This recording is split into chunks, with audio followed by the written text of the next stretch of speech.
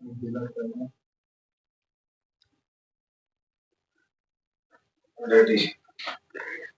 हिंद दोस्तों। तो आज का हम लोगों का टॉपिक है बायोलॉजी का एक बहुत महत्वपूर्ण VVI topic, reproduction. Reproduction in plant and human, मतलब पादप तथा मानव में जनन कैसे होता है।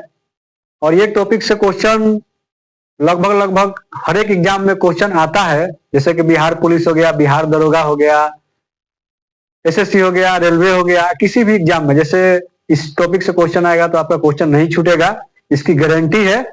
तो आइए हम लोग स्टार्ट करते हैं। Reproduction in plant and human, ठीक है। रिप्रोडक्शन रिप्रोडक्शन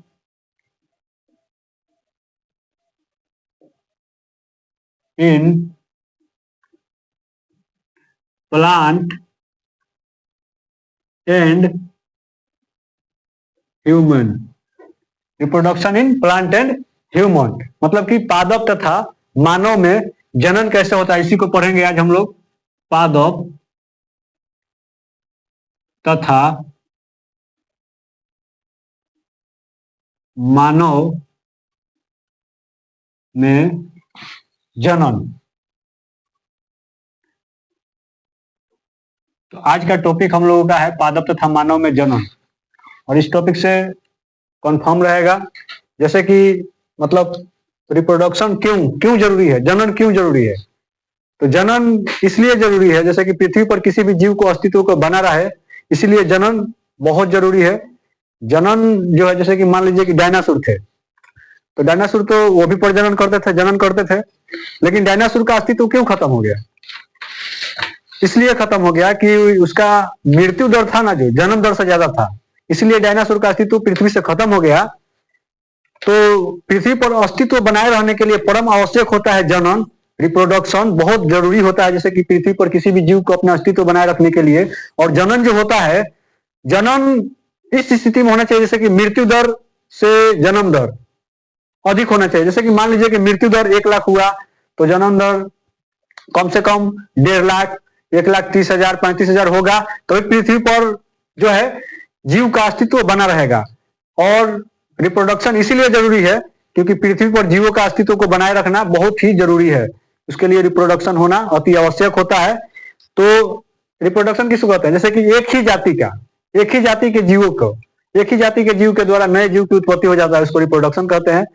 और रिप्रोडक्शन में पहले तो हम लोग पढ़ेंगे रिप्रोडक्शन मतलब कैसे होता है। तो रिप्रोडक्शन कैसे होता है? रिप्रोडक्शन 2 विधि से होता है। सजीवों में 2 विधि से रिप्रोडक्शन होता है। पहला बात, सजीवों में जो होता है, सजीवों में 2 विधि से जनन या रिप्रोडक्शन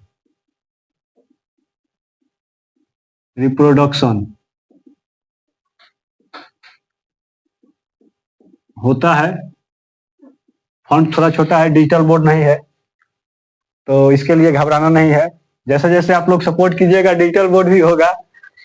तो सजीवों में जनन 2 विधि से होता है। पहला विधि जो होता है अलैंगिक जनन। पहला जो होता है अलैंगिक जनन। अलैंगिक जनन को इंग्लिश में हम लोग बोलते हैं असेक्सुअल रिप्रोडक्शन।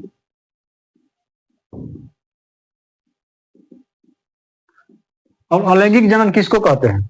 अलैंगिक जनन उसको कहते हैं जैसे कि एक ही जीव है, उससे नए जीव की उत्पत्ति हो गया। जैसे कि एक जीव है, कोई भी जीव ले लिए, एक कोशिकीय जीव, और उससे नए जीव की उत्पत्ति हो गया और पुराने जीव का अस्तित्व खत्म हो गया। जैसे कि मान लीजिए कि अलैंगिक जनन में कोई जीव है, जैसे कि उसका पिता है, और उससे नया जीव की उत्पत्ति करना है, तो क्या क्या होगा कि पिता खत्म होगा, फिर संतान की उत्पत्ति होगा, फिर वो संतान खोजेगा पापा कहाँ है, तो फिर नहीं मिलेंगे वो, ठीक है। तो इसका अलैंगिक जन्म जो होता है, एक ही जीव, ठीक है, एक ही जीव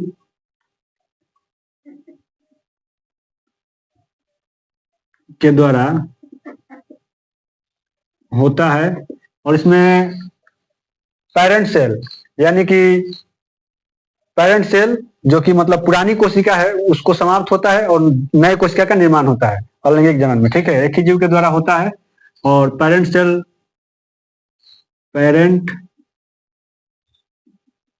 सेल से डॉटर सेल का निर्माण होता है।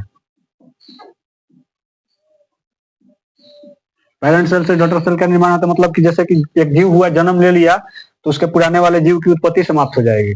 इसी को अलैंगिक जनन कहते हैं। और अलैंगिक जनन के बाद, अलैंगिक जनन जैसे किसमें होता है इसको भी जान लेते हैं, इतना बात जाने तो इसको भी जान लेते हैं कि अलैंगिक जनन किसमें होता है। अलैंगिक जनन जो होता है एक कोशिकीय जीव जैसे कि जीवाणु, प्रोटोजोआ, उसमें अलैंगिक जनन होता है। यहाँ पे एग्जाम्पल लिख देते हैं, जीवाणु हो गया, प्रोटोजोआ हो गया, इसमें होता है क्या, अलैंगिक जनन, ठीक है। और आते हैं फिर दूसरा जो है लैंगिक जनन।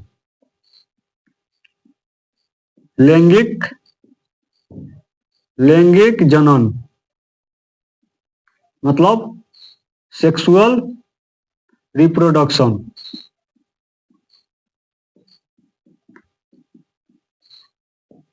सेक्सुअल रिप्रोडक्शन क्या है? सेक्सुअल रिप्रोडक्शन क्या है? जैसे कि नए जीवों की उत्पत्ति के लिए दो विपरीत लिंग वाले जीव आपस में संबंध बनाते हैं, उससे जो नए जीव की उत्पत्ति है उसी को लैंगिक जनन कहते हैं, ठीक है। तो यहाँ पे लिख देते हैं एग्जाम्पल, आप लोग नोट करते चलिएगा। नए जीवों की उत्पत्ति के लिए, नए जीव के उत्पत्ति के लिए दो विपरीत लिंग वाले जीव, दो विपरीत लिंग वाले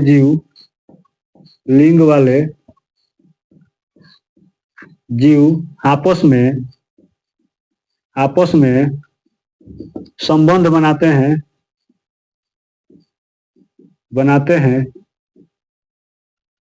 फिर उसके बाद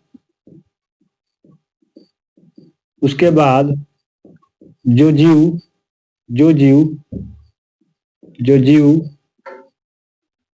उत्पन्न होता है वो लैंगिक विधि से होता है। तो लैंगिक विधि में दो जीव हो गया, जैसे कि एक फीमेल बॉडी और मेल बॉडी, और इसमें होता है एक ही बॉडी होता है। पेरेंट सेल जब डेथ होता है तो टुगेदर सेल का निर्माण होता है, और लैंगिक विधि में दो जीव का होना बहुत जरूरी है। तो अलैंगिक प्रजनन को हम लोग स्टार्ट करेंगे कि अलैंगिक प्रजनन मतलब क्या है। पहला तो वही है अलैंगिक जनन। तो अलैंगिक जनन से हम लोग स्टार्ट करते हैं, तो आइए अलैंगिक जनन से करते हैं। अलैंगिक जनन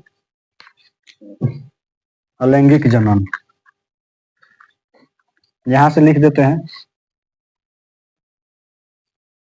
अलैंगिक जनन अलैंगिक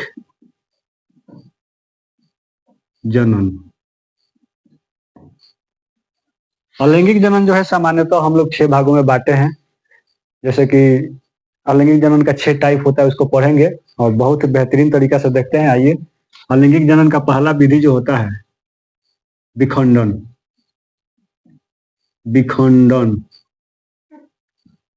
इंग्लिश में इसको फिजन कहते हैं, ठीक है। विखंडन किसको कहते हैं? विखंडन जो होता है जैसे कि एक कोशिकीय जीव है और वो विखंडन विधि से मतलब ब्लास्ट हुआ, उससे नए कोशिका का निर्माण हो गया, उसको विखंडन कहते हैं। तो विखंडन जीव से निर्माण जो होता है, विखंडन विधि से जिस भी जीव का उत्पत्ति होता है या निर्माण होता है, एक कोशिकीय जीव होता है, जीवाणु होता है, प्रोटोजोआ होता है, उसी से होता है। तो विखंडन विधि से एक कोशिकीय जीव में होता है, ये जो होता है एक कोशिकीय जीव में, ठीक है। एक कोशिकीय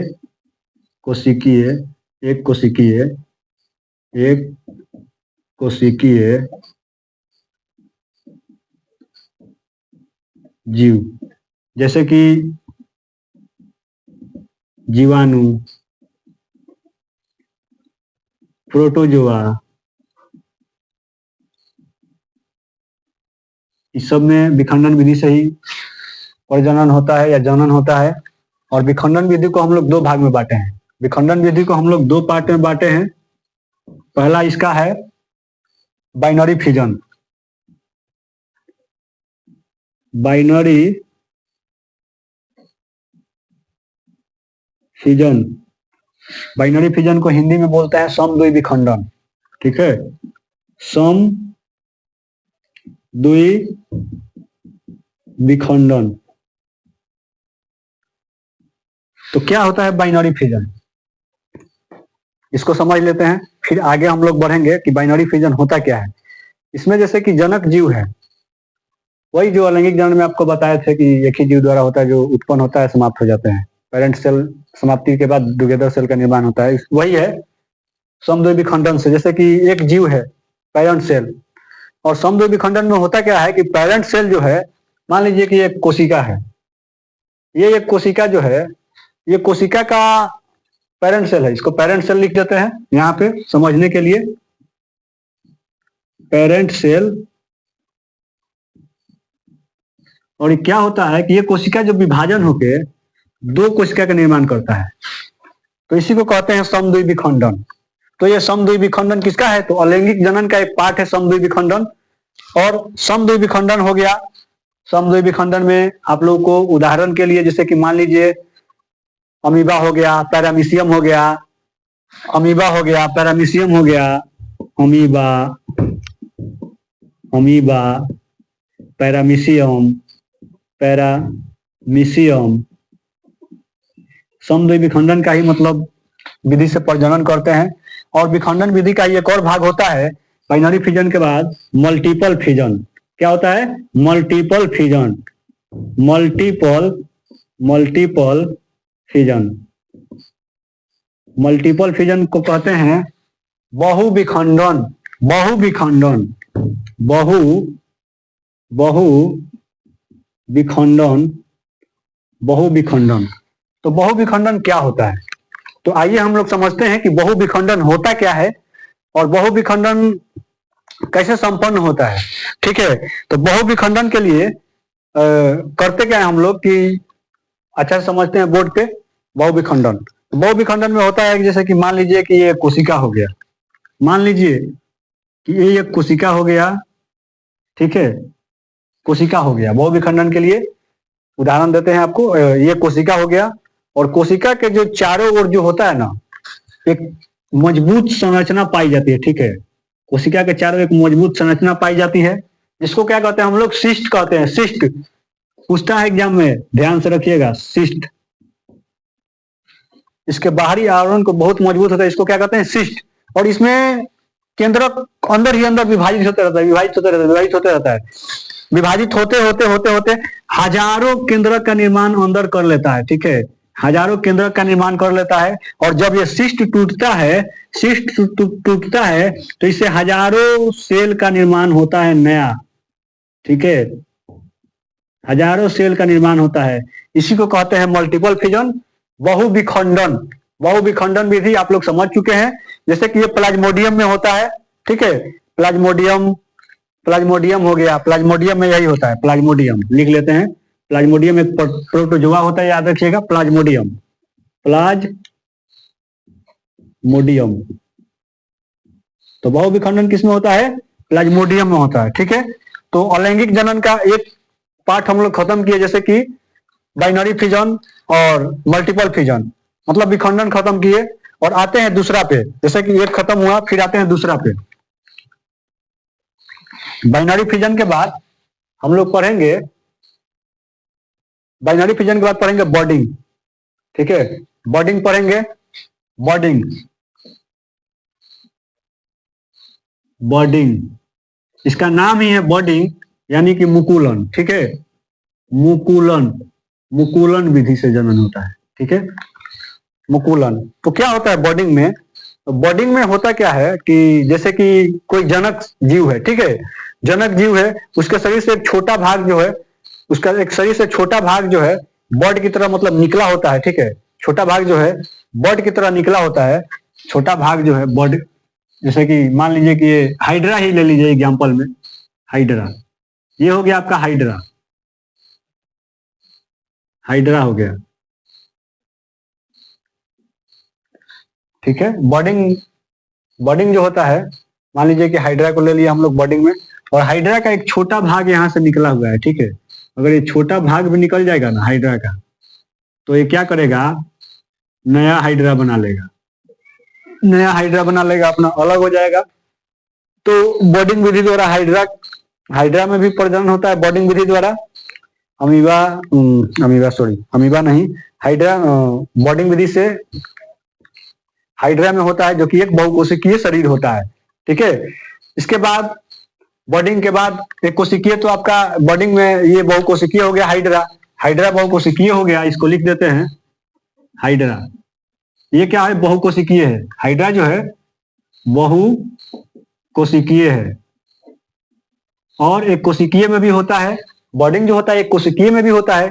तो एक कोशिकीय कवक होता है ईस्ट, ईस्ट, ईस्ट जो होता है एक कोशिकीय होता है। ठीक है, एक कोशिकीय, एक कोशिकीय, कोशिकीय, एक कोशिकीय में भी ईस्ट बॉडिंग द्वारा जनन होता है, जैसे कि ईस्ट हो गया, एक कोशिकीय हो गया, हाइड्रा हो गया, बहुकोशिकीय हो गया। बॉडिंग के बाद हम लोग अगला टॉपिक पे आते हैं, रीजेनरेशन। चौथा जो है बॉडिंग के बाद अगला टॉपिक जो है रीजेनरेशन। तो रीजेनरेशन पे आते हैं, तीसरा रीजेनरेशन, यानी कि पुनरुद्ध भवन, पुनरुद्ध भवन। पुनरुद्ध भवन क्या होता है, रीजेनरेशन में होता है क्या, जैसे कि मान लीजिए एक जीव है, एक जीव अपने, एक जीव है 2 से 3 भागों में कट गया। जैसे कि मान लीजिए कि ये एक जीव है, ये एक जीव है, हाइड्रा को ही लेते हैं एग्जांपल में, एक जीव हो गया हाइड्रा। ठीक है, तो ये होता क्या है, जब ये यहां से कटेगा ना, जब ये हाइड्रा कटेगा यहां से, तो फिर ये नया हाइड्रा का निर्माण करेगा, फिर ये नया हाइड्रा का निर्माण कर लेगा। रीजनरेशन में इतनी क्षमता होती है, जैसे कि देखिएगा छिपकली का पूंछ, छिपकली का पूंछ कटता है और गिरता है, फिर उसका पूंछ रीजनरेशन से उत्पन्न हो जाता है। तो ये हाइड्रा जो है रीजनरेशन से फिर उत्पन्न हो जाता है, हाइड्रा हो गया। रीजनरेशन में बहुत सारे, जैसे कि आपको एग्जाम्पल मिलेंगे, स्पाइरोगोरा हो गया, हाइड्रा हो गया, प्लेनेरिया हो गया, सभी रीजनरेशन के द्वारा ही मतलब जनन करते हैं। इसके बाद आते हैं चौथा नंबर, वेजिटेटिव, वेजिटेटिव रिप्रोडक्शन। ठीक है, vegetative reproduction, vegetative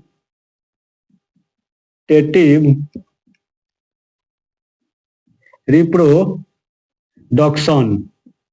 vegetative reproduction मतलब कायिक जनन, कायिक जनन, कायिक, कायिक जनन। तो कायिक जनन में होता क्या है, जैसे कि पुराने पौधा है, पेड़ पौधा में ही होता है, केवल ये पेड़ पौधा में ही होता है, याद रखिएगा। एग्जाम्पल क्वेश्चन एग्जाम में पूछता है कैसे, कि मतलब पौधे में किस प्रकार का जनन होता है, तो इसका सिंपल सा आंसर है कायिक जनन या वेजिटेटिव रिप्रोडक्शन। तो क्वेश्चन ऐसे ही पूछता है कायिक जनन होता कैसे, जैसे कि एक पुराने पेड़ पौधा है, जैसे कि गिरा पड़ा है, उसके जड़ से, तना से, पत्ती से नए नए पौधे निकलते हैं, इसी को तो कायिक जनन कहते हैं। और केवल ये पेड़ पौधों में ही होता है, केवल पेड़ पौधों में होता है, पेड़ पौधों में, केवल पेड़ पौधा में। ठीक है, कायिक जनन केवल पेड़ पौधा में, पेड़ पौधा, केवल पेड़ पौधा में होता है और किसी में नहीं होता है। और पेड़ पौधा में भी अमरूद हो गया, पत्थर चट्टा हो गया, एग्जाम्पल ले लीजिए, अमरूद हो गया, अमरूद हो गया, पत्थर चट्टा हो गया, पत्थर चट्टा हो गया, अमरूद हो गया, आदि बहुत तरह से हैं। वेजिटेटिव रिप्रोडक्शन का ही, ये तो प्राकृतिक होता है ना, प्राकृतिक होता है वेजिटेटिव रिप्रोडक्शन, ये क्या है, प्राकृतिक होता है। ठीक है, प्राकृतिक तरीका से होता है, और इसी को वैज्ञानिकों ने एक रूप विकसित किया है, जो कृत्रिम, कृत्रिम प्रजनन होता है। तो कृत्रिम प्रजनन कैसे होता है उसको भी समझ लेते हैं, क्योंकि एग्जाम में वहां से भी क्वेश्चन आया है। कृत्रिम प्रजनन जो होता है वेजिटेटिव रिप्रोडक्शन का एक भाग होता है आर्टिफिशियल प्रोपोगेशन। ठीक है, इसी का भाग है artificial, artificial propagation, artificial propagation मतलब कृत्रिम, ठीक है, कृत्रिम जनन, कृत्रिम जनन। तो कृत्रिम जनन कैसे होता है? जैसे कि मान लीजिए कोई पेड़ पौधा है, जैसे गुलाब का फूल लिए, इधर से अमरूद का फल लिए, और उसको दोनों को मतलब मिक्स करके कॉलम जैसे बांध दिए, उसको लगा दिए, तो एक नया पेड़ का उत्पत्ति हो जाएगा। जैसे कि वैज्ञानिक लोग सब्जी में भी उत्पन्न करते हैं, फूल गोभी, बंदा गोभी, देखते हैं लाल बंदा गोभी होता है, गुलाबी बंदा गोभी होता है, क्या है? आर्टिफिशियल प्रोपोगेशन ही तो है, आर्टिफिशियल प्रोपोगेशन ही है। जैसे कि लाल गोभी, फूल गोभी, काला गोभी जो देखते हैं आप, आर्टिफिशियल प्रोपोगेशन के द्वारा ही संभव होता है।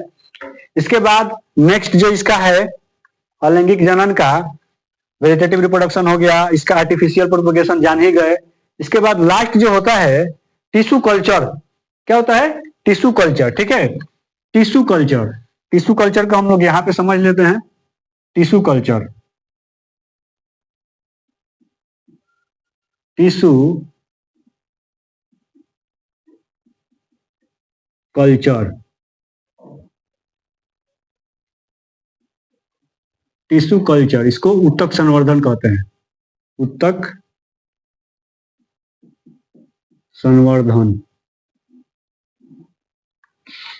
टिश्यू कल्चर में होता क्या है? जैसे कि कोई भी एक जीव है, जैसे मनुष्य ही है, मनुष्य पर तो खैर ये बैन है, लेकिन जानवरों पर इसका उपयोग किया गया है टिश्यू कल्चर का। तो टिश्यू कल्चर में होता क्या है?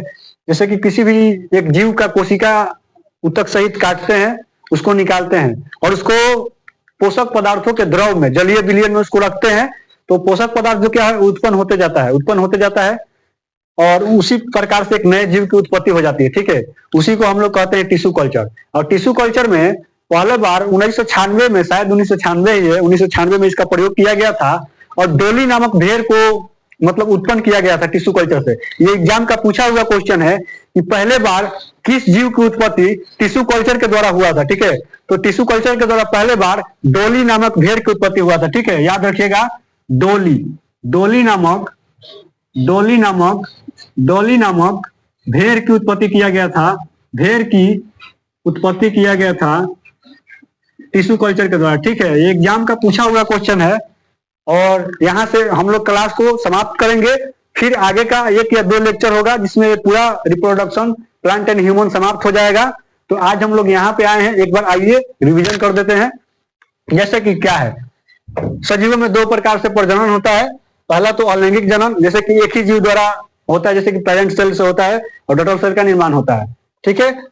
एक ही जीव, जैसे कि एक ही शरीर है, वहां से जनन हो गया, तो हो गया आपका अलैंगिक जनन। एग्जाम्पल के लिए जीवाणु, प्रोटोजोआ, यहां तक समझ में आ गया। फिर एक बार आइए रिवीजन करते हैं लैंगिक जनन का। तो लैंगिक जनन नए जीवों की उत्पत्ति के लिए 2 विपरीत लिंग वाले जीवों को होना संभव जरूरी है, तभी जाके लैंगिक जनन संभव है। और लैंगिक जनन से 2 विपरीत लिंग वाले जीव होना चाहिए, ठीक है, एक मेल बॉडी, एक फीमेल बॉडी। यहाँ तक किए, फिर आइए हम लोग समझे यहाँ तक बात कि अलैंगिक जनन क्या है। तो अलैंगिक जनन का पहला जो भाग है विखंडन विधि। विखंडन विधि को कहते हैं फिजन।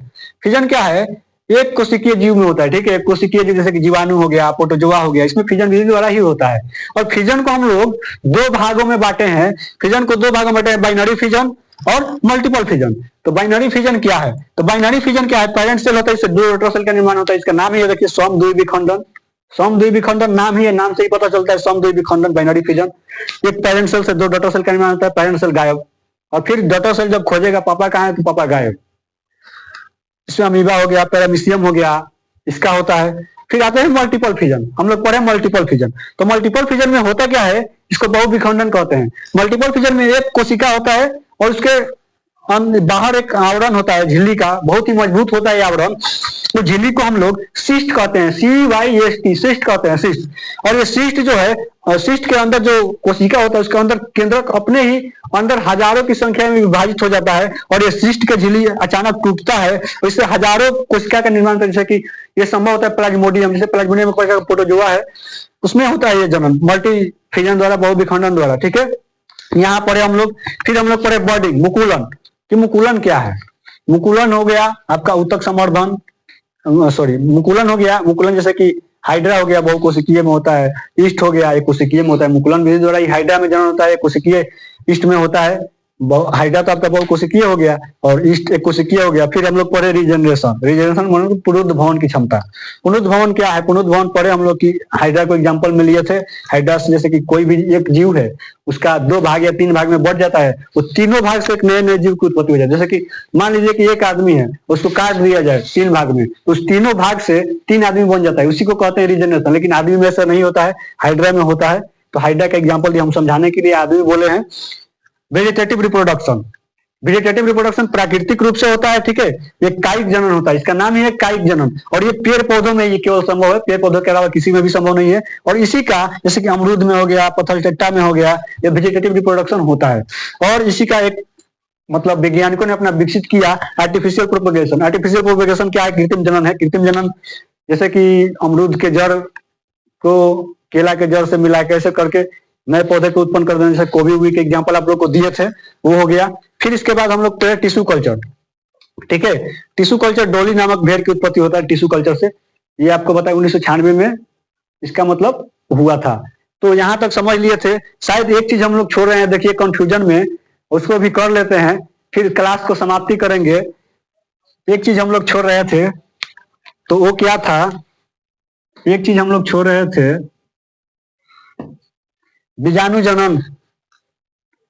बीजाणु जनन छूट गया था, तो इसको कर लेते हैं, थोड़ा सा टाइम लगेगा और 2 मिनट के लिए। आइए देखते हैं बीजाणु जनन। बीजाणु जनन, स्पोरुलेशन।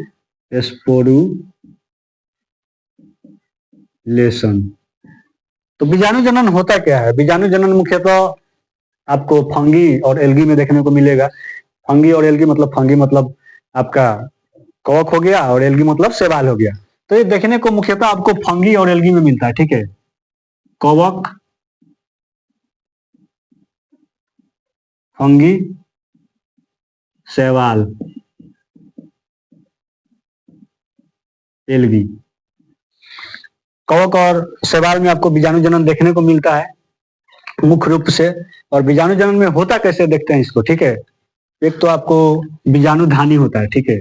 ये हो गया आपका बीजाणु धानी। बीजाणु धानी, ठीक है, बीजाणु धानी।